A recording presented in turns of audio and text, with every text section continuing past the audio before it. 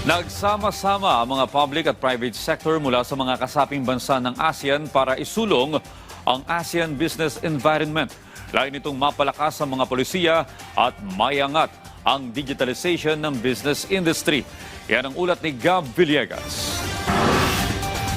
Nakatakdang mag-host ang Pilipinas ng ASEAN Business Environment Forum bilang bahagi ng sidelines ng 32nd ASEAN Economic Ministers Retreat sa March 11. Ayon kay DTI Committee on Business and Investment Promotion Executive Director Benedict Uy, magiging katuwang nila sa forum ang Asia Development Bank o ADB, kung saan layo nito na ipakita ang mga ideya at best practices na magpapalakas sa posisyon ng ASEAN bilang attractive destination para sa mga dayuhan na nais mamuhunan sa rehiyon. Napapanahon rin ang pagsasagawa ng forum dahil sa nagpapatuloy na geopolitical tensions na nangyayari sa mundo tulad ng kaguluhan sa gitnang silangan at ang trade war.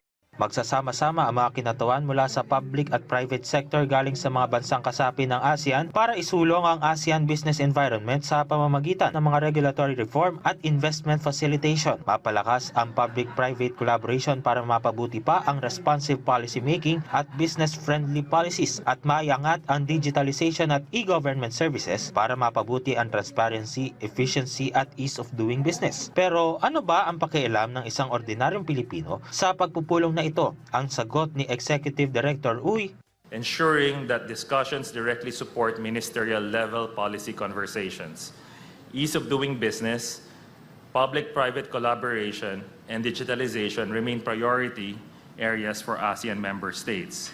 Isa rin sa pag-uusapan sa forum ang mga usapin na kinakaharap ng mga micro, small, medium enterprises o MSME sa rehiyon.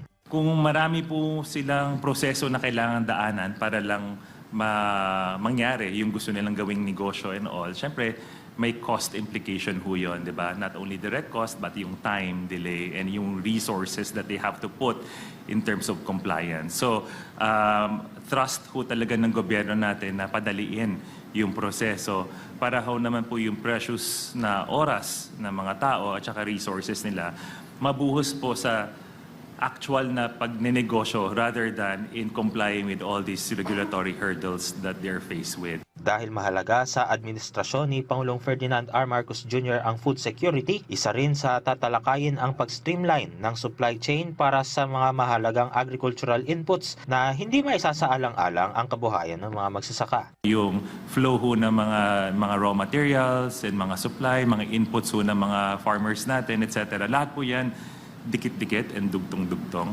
So, at the macro level, kung pinag-uusapan ho talaga yung investment flows, ease of doing business, and policy reforms to make doing business faster, and I think makakatulong ho din siya even in the sector of or in the topic of food security. Inaasahan sa mga talakayan na maitaguyod ang mas predictable, inclusive at competitive na business environment na susuporta sa sustainable growth sa ASEAN region. Gab Humilde Villegas para sa Pambansang TV sa Bagong Pilipinas.